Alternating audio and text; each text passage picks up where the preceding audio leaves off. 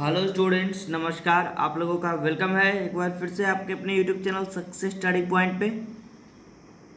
तो आज की इस वीडियो में हम लोग पढ़ने वाले हैं। देखिए, हमारा जो टॉपिक ये वाला चल रहा था, यानी कि हमारी अर्थव्यवस्था यानी इकोनॉमिक्स के लेसन 6 को कवर करेंगे। तो हमारे चैप्टर का नाम है, देखिए, वैश्वीकरण। ठीक है, तो इस वीडियो में हम लोग जितने भी इसके वस्तुनिष्ठ प्रश्न होंगे उसको कवर कर लेंगे। तो हमारा लगभग में बुक सॉल्यूशन जो ये चल रहा है वस्तुनिष्ठ प्रश्नों वाला वो खत्म हो जाएगा। तो आप सारे बच्चे और जो भी नए बच्चे हमारे चैनल पे, वो हमारे सब्सक्राइब बटन को दबाना ना भूलें चैनल का, और उसके बगल में एक बेल आइकन होगा उसको दबा दीजिए। उसको दबाने से आपको ये फ़ायदा होगा कि आपको जो है वीडियो का नोटिफिकेशन मिल जाएगा। तो आपको ये जानकारी मिल जाएगी कि जो हमारा चैनल है वो अगला वीडियो आपको प्रोवाइड कर रहा है। ठीक है, तो चलिए स्टार्ट करते हैं आज के टॉपिक की ओर। तो देखिए, हमारा जो आज का पहला प्रश्न है वो कह रहा है आर्थिक सुधार कब लागू हुआ। आपको 4 ऑप्शन भी दिया जाएगा एग्जाम में, लेकिन यहाँ पे हम लोग डायरेक्ट आंसर को रखते हैं इस टाइप के वीडियोस में कि आर्थिक सुधार कब लागू हुआ। राइट आंसर हमारा हो जाएगा 1991 ईस्वी में। ठीक है, क्या होगा इसका आंसर? 1991 ईस्वी। चलिए, एकदम आराम आराम से पढ़ते जाएंगे और याद करते जाएंगे। ऐसा पढ़ेंगे कि सारे बच्चों को यहाँ पे पढ़ते पढ़ते याद हो जाए। अगला क्वेश्चन हमारा देखिए, दूसरा नंबर, कि वैश्वीकरण के इस दौर में उपभोक्ता को होना चाहिए। तो क्या होना चाहिए उपभोक्ता को? राइट आंसर होगा जागरूक होना चाहिए। वहाँ पे आपको 4 ऑप्शन दिखेगा, जागरूक होना चाहिए, ठीक है, परेशान होना चाहिए, इस टाइप से 4 ऑप्शन दिखेगा कुछ ना कुछ। तो वहाँ पे राइट आंसर टिक करना है आपको। वैश्वीकरण के इस दौर में उपभोक्ता को क्या होना चाहिए? तो जागरूक होना चाहिए। ऊपर हमने पढ़ा आर्थिक सुधार कब लागू हुआ? 1991 ईस्वी। ठीक है, तो 2 क्वेश्चन हम लोगों ने पढ़ लिया। अब तीसरे की ओर बढ़ते हैं। तीसरा नंबर क्वेश्चन जो हमारा ये कह रहा है, देखिए, कि उदारीकरण किससे संबंधित प्रतिबंधों को हटाती है। ठीक है, तो हमारा आंसर हो जाएगा परमिट, लाइसेंस, कोटा इत्यादि संबंधित। ठीक है, ये 3 ऑप्शन इसका होगा आंसर। परमिट, लाइसेंस और कोटा जो उदारीकरण जो है प्रतिबंधों को हटाती है। क्लियर है? आगे बढ़े, चलिए आगे हम हमारा चौथा क्वेश्चन देखिए, कह रहा है भारत सरकार ने निजीकरण की नीति कब अपनाई। क्या होगा इसका राइट आंसर? 1991 ईस्वी। देखिए, ऊपर हम लोगों का एक और क्वेश्चन 1991 था, तो आप लोग दोनों याद रखिएगा।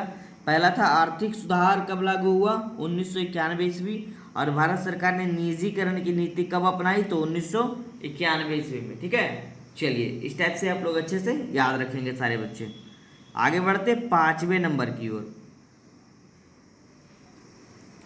ये देखिए, 5वां क्वेश्चन जो हमारा कह रहा है बाजार व्यवस्था का महत्वपूर्ण अंग क्या है। 4 ऑप्शन आपको दिखेगा, तो हमारा जो आंसर हो जाएगा इसका वो क्या होगा?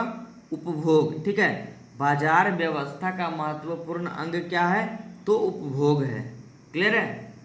आगे बढ़े, चलिए छठे क्वेश्चन की ओर बढ़ते हैं। छठा क्वेश्चन हमारा कह रहा है इसमें कि आज के पहले आए वैश्वीकरण का दौर था, कैसा था? राइट आंसर क्या हो जाएगा?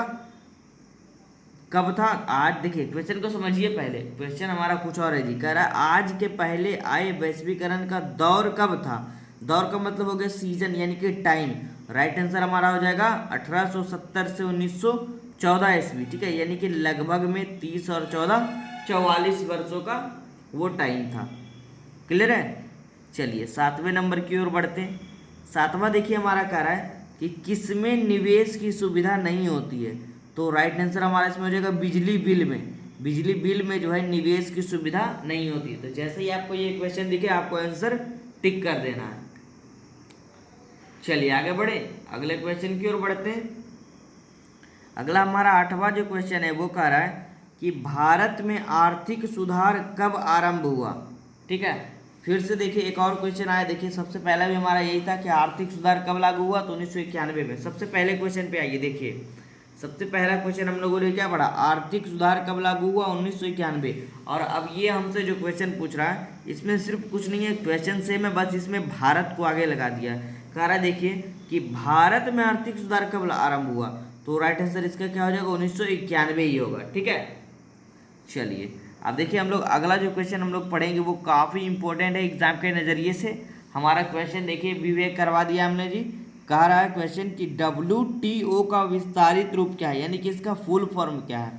तो हमारा राइट आंसर क्या हो जाएगा, वर्ल्ड ट्रेड ऑर्गेनाइजेशन, यानी कि वर्ल्ड से हो गया विश्व, ट्रेड से हो गया व्यापार, ऑर्गेनाइजेशन से हो गया संगठन। ठीक है, विश्व व्यापार संगठन यानी WTO। क्लियर है, याद रखेंगे सारे बच्चे, हिंदी में तो हिंदी में और अगर अंग्रेजी में तो अंग्रेजी में। आगे बढ़ते हैं, बहुत ही अच्छा क्वेश्चन है जी, कई बार ये एग्जाम में पूछा है। WTO का विस्तृत रूप क्या होता है, एक और पूछता है, वो बताएंगे आप लोग को जब वो क्वेश्चन आएगा। ठीक है, अभी थोड़ा याद नहीं आ रहा है वो वाला क्वेश्चन।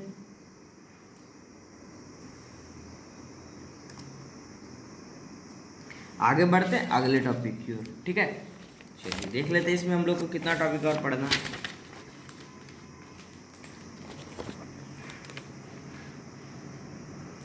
देखिए अगला हमारा, चलिए सही कर लेते थोड़ा सा, 10वां क्वेश्चन देखिए क्या कह रहा है। कह रहा है देखिए, अंतर्राष्ट्रीय व्यापार संबंधी नियमों को निर्धारित करने वाली संस्था क्या है या कौन सी है।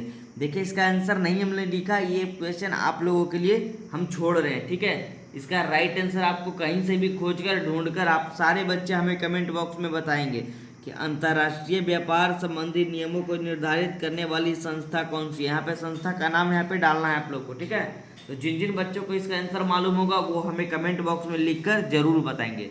ठीक है, उसके बाद हम लोग इसका राइट आंसर अगले वीडियो में पढ़ लेंगे। ठीक है, चलिए अगला क्वेश्चन हम 11वां नंबर को पढ़ रहे हैं। 11वां नंबर हमारा क्वेश्चन जो है वो कह रहा है कि उपभोक्ताओं को होना चाहिए, क्या होना चाहिए या कैसा होना चाहिए। तो वहाँ पे ऑप्शन आपको 4 दिखेगा, राइट आंसर टिक करना है। दायित्व, कर्तव्य और अधिकार का ज्ञान होना चाहिए। ठीक है, उपभोक्ताओं को क्या होना चाहिए, दायित्व, कर्तव्य और अधिकार का अच्छे से ज्ञान होना चाहिए।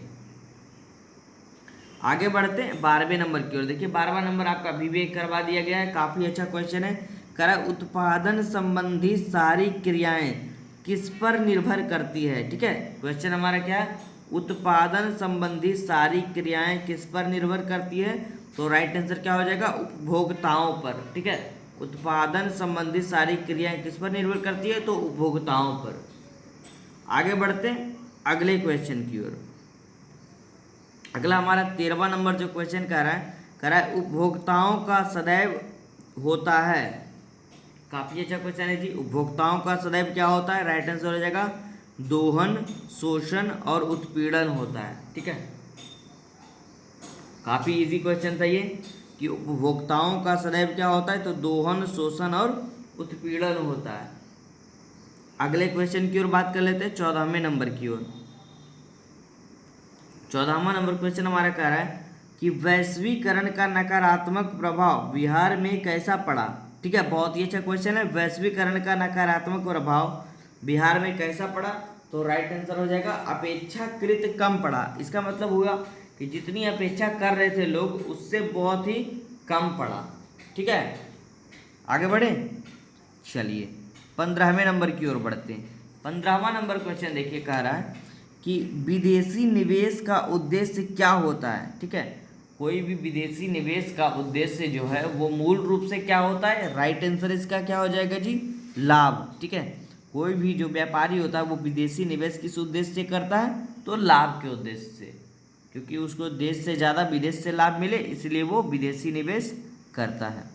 अगला क्वेश्चन हमारा 16वां नंबर जो कह रहा है देखिए कि विकसित राष्ट्र श्रम के निर्बाध प्रवाह में उत्पन्न कर रहे हैं। तो क्या उत्पन्न कर रहे हैं, तो बाधा उत्पन्न कर रहे हैं। ठीक है, फिर से देखिए पढ़ रहे हैं, विकसित राष्ट्र श्रम के निर्बाध प्रवाह में बाधा उत्पन्न कर रहे हैं। ठीक है, आगे बढ़े, चलिए अगले क्वेश्चन की ओर आगे बढ़ते हैं। अगला क्वेश्चन हमारा है वैश्वीकरण ने देशों को किया है। 17वां नंबर क्वेश्चन हमारा है जी, कह रहा है वैश्वीकरण ने देशों को किया है। क्या किया है, तो राइट आंसर हो जाएगा करीब किया है, मतलब उनके रिश्तों को क्या किया, मजबूत किया है। ठीक है, चलिए अगले क्वेश्चन की ओर बढ़ते हैं, आज के लास्ट टॉपिक की ओर। और बहुत ही अच्छा प्रश्न है ये, कह रहा है देखिए लास्ट टॉपिक हमारा ये वाला कि बहुराष्ट्रीय कंपनियां जो है वो बहुत हद तक अपने लागत मूल्य में लाती है। राइट आंसर क्या हो जाएगा, कमी लाती है। ठीक है, बहुराष्ट्रीय कंपनियां बहुत हद तक अपने लागत मूल्य में कमी लाती है। तो ये था हमारा आज का टॉपिक। तो आज के इस वीडियो में आप लोग को अच्छे अच्छे क्वेश्चन देखने को मिले होंगे। तो सारे बच्चे हमें उस क्वेश्चन का जवाब देंगे जो हमने अभी पूछा था ऊपर। ठीक है, और सारे बच्चे हमें ये भी बताएंगे कि उनको ये वीडियो कैसा लगा, और अगर वीडियो अच्छा लगे तो लाइक व शेयर करना ना भूलें। और हमारे चैनल को जिन बच्चों ने अभी तक सब्सक्राइब नहीं करा है तो आगे भी इसी तरह के वीडियोस के लिए और क्लास 10th की पूरी तैयारी के लिए, ठीक है, घर बैठे क्लास 10th की पूरी तैयारी के लिए आप हमें सपोर्ट करिए, हमारे चैनल को सब्सक्राइब करिए और ज़्यादा से ज़्यादा बच्चों को बताइए हमारे चैनल सक्सेस स्टडी पॉइंट के बारे में। ठीक है, तो चलिए, थैंक यू।